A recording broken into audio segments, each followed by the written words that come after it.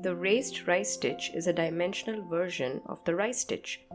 The rice stitch is made using straight stitches strewn around on the background. The raised rice stitch is made in a similar way, but you would not flatten the stitch on the ground fabric.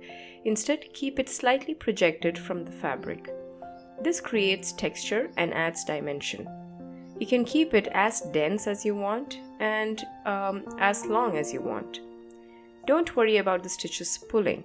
When you make a lot of them, the stitches secure each other.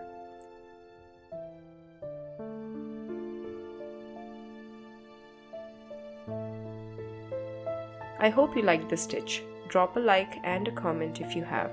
Also, do not forget to check the description for the links to our bookstore and how to support us by becoming a patron. Thank you so much for watching.